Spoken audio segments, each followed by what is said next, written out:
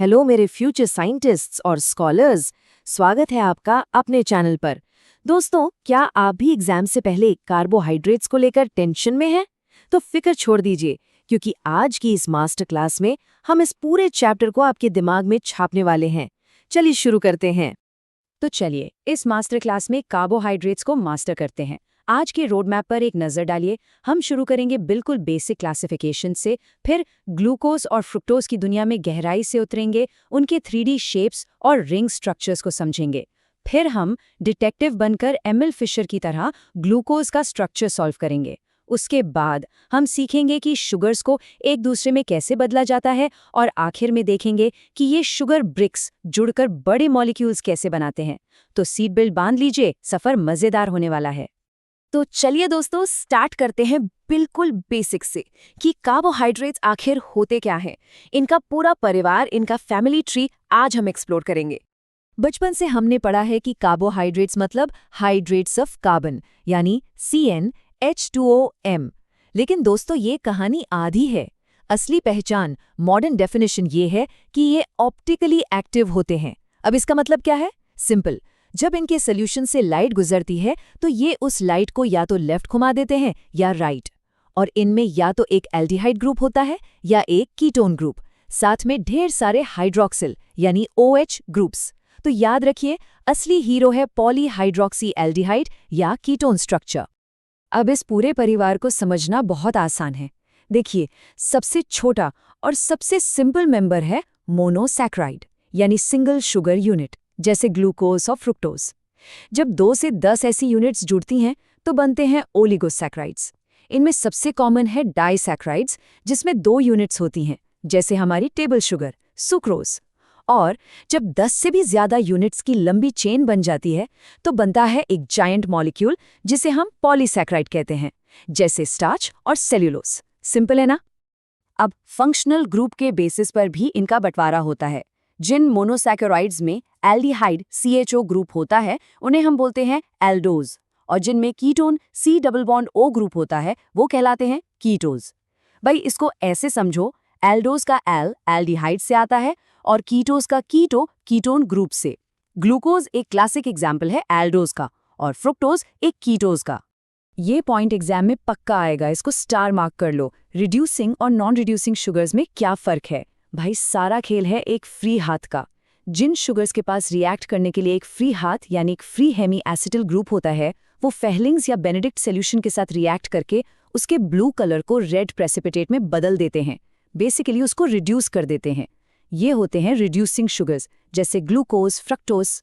लेकिन सुक्रोज जैसे शुगर्स में ये हाथ एक बॉन्ड में लॉक्ड हो जाता है, इसलिए वो रिएक्ट नहीं कर पाता और नॉन रिड्यूसिंग कहलाता है।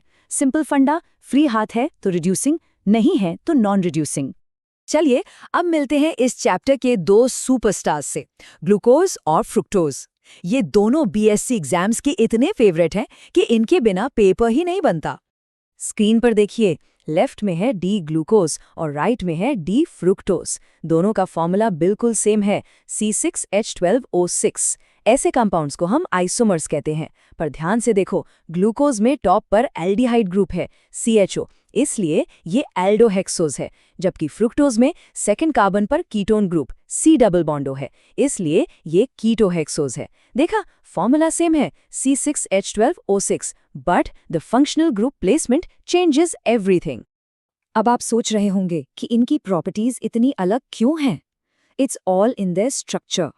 ग्लूकोज को ब्लड शुगर कहते हैं। ये लाइट को राइट साइड यानी क्लॉकवाइज घुमाता है, इसलिए डेक्स्ट्रोरोटेटरी +112 डिग्रीज।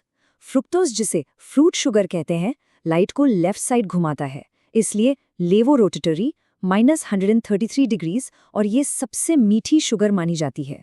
और एक एग्जाम का ट्रिकी क्वेश्चन सुनो, जब इन दोनों का रिएक्शन फिनाइलहाइड्रोजीन से होता है तो दोनों बिल्कुल सेम प्रोडक्ट यानी ओजाजोन बनाते हैं। ऐसा इसलिए क्योंकि रिएक्शन C1 और C2 कार्बन पर अटैक करता है, और वहां का जो स्टीरियोकेमिस्ट्री का डिफरेंस था उसे ही खत्म कर देता है।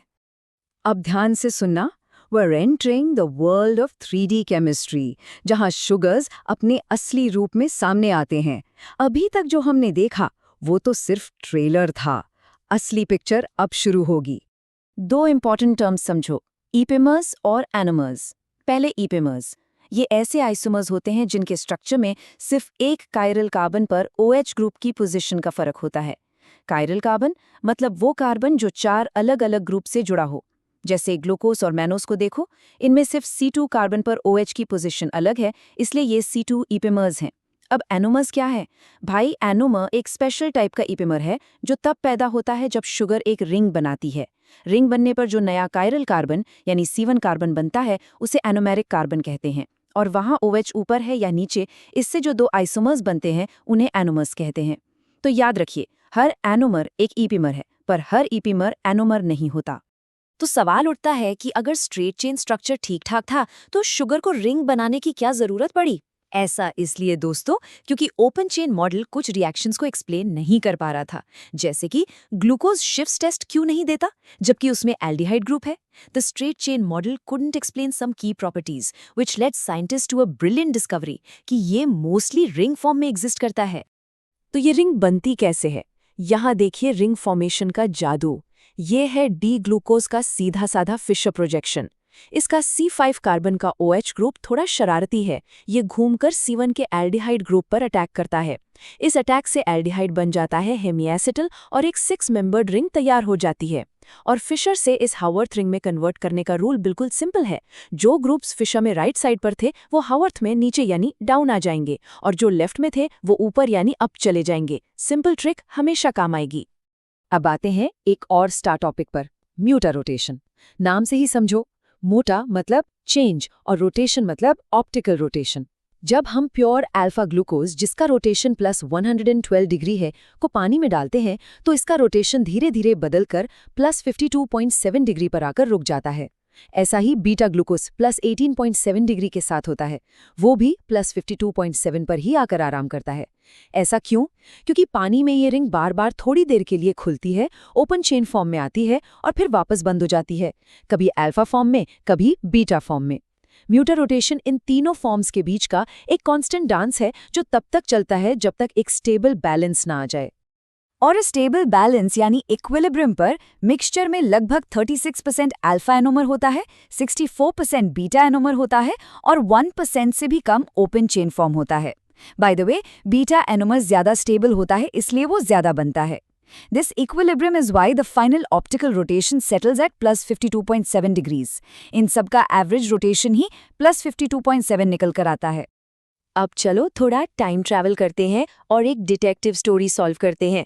Let's become detectives and follow the clues that the great Emil Fischer used to solve the structure of glucose. उसके टाइम में एल्डोहेक्सोज के 16 पॉसिबल स्ट्रक्चर्स थे, उसने सही वाला कैसे ढूंढा? तो फिशर ने इस पजल को कैसे सॉल्व किया? उसने एक एक करके सुराग जोड़े। पहला सुराग, दी एपिमर क्लू।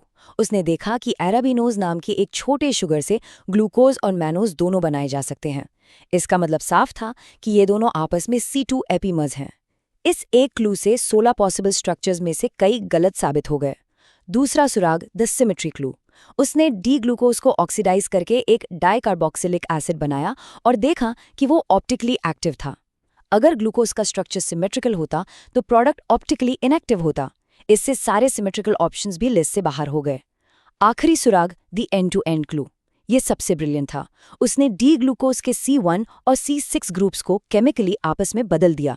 अगर स्ट्रक्चर सिमेट्रिकल होता तो वही मॉलिक्यूल वापस मिलना चाहिए था, लेकिन उसे एक बिल्कुल नया शुगर L-ग्लूकोज मिला।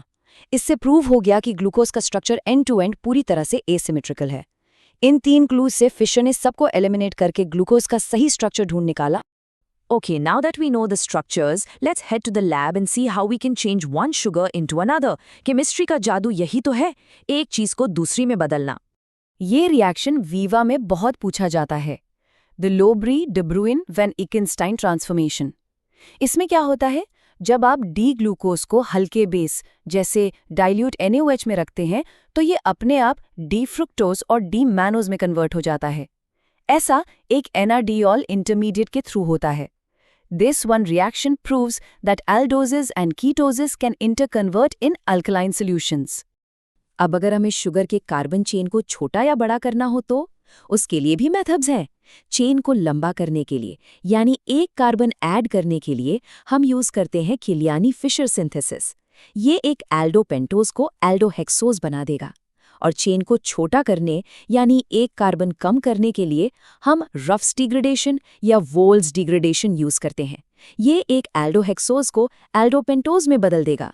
So you can either add a carbon to climb the ladder or remove one to go down. Chemists have tricks for both. दोस्तों, इस स्लाइड का स्क्रीनशॉट ले लो। This is your ultimate cheat sheet for exam revision. इसमें सारे important reactions, उनके reagents, उनका result और exam में याद रखने वाली ट्रिक एक ही जगह पर है। बेनेडिक्ट्स टेस्ट से लेकर रफ्स डिग्रेडेशन तक सब कुछ समराइज्ड है। एग्जाम से एक रात पहले ये स्लाइड आपकी लाइफ बचा लेगी। We've mastered the BRICS, यानी monosaccharides. Now let's see how they join together to build bigger structures, जैसे कि disaccharides. जब दो मोनोसैकेराइड्स जुड़ते हैं तो उनके बीच जो बॉन्ड बनता है उसे ग्लाइकोसिडिक लिंकेज कहते हैं। देखो, माल्टोज में दो alpha glucose units alpha 1,4 linkage से जुड़ी हैं। लैक्टोज जो दूध में होती है उसमें गैलेक्टोज और ग्लूकोज बीटा 1,4 लिंकेज से जुड़ते हैं। और सुक्रोज यानी टेबल शुगर, उसमें ग्लूकोज और फ्रक्टोज के एनोमेरिक कार्बन्स अल्फा 1 और बीटा 2 आपस में जुड़ जाते हैं। The key is the glycosidic linkage. See how in sucrose both anomeric carbons are locked up, making it non reducing. वहीं माल्टोज और लैक्टोज में एक एनोमेरिक कार्बन फ्री है, इसलिए वो रिड्यूसिंग शुगर्स हैं। तो दोस्तों, ये था कार्बोहाइड्रेट्स का पूरा निचोड़। मुझे उम्मीद है कि अब आपके सारे कॉन्सेप्ट्स शीशे की तरह क्लियर हो गए होंगे। अब जब आपने देख लिया है कि मोनोसैकेराइड्स कैसे जुड़ते हैं, तो सोचिए कि स्टार्च और सेल्यूलोज जैसे पॉलीसैकेराइड्स स्ट्रक्चरली इतने अलग और लाइफ के लिए इतने जरूरी क्यों हैं? इसका जवाब भी इन्हीं लिंकेजेस में छुपा है। अगर इस वीडियो से आपकी थोड़ी भी हेल्प हुई है तो इस वीडियो को एक बड़ा सा लाइक जरूर करें, अपनी बीएससी वाले दोस्तों के साथ शेयर करें और ऐसे ही जबरदस्त एनिमेटेड लेक्चर्स के लिए चैनल को सब्सक्राइब करना बिल्कुल न भूलें। नोट्स पीडीएफ का लिंक डिस्क्रिप्शन में मिल जाएगा। Thanks for watching. मिलते हैं आपसे अगली मास्टर क्लास में। Keep learning, keep shining.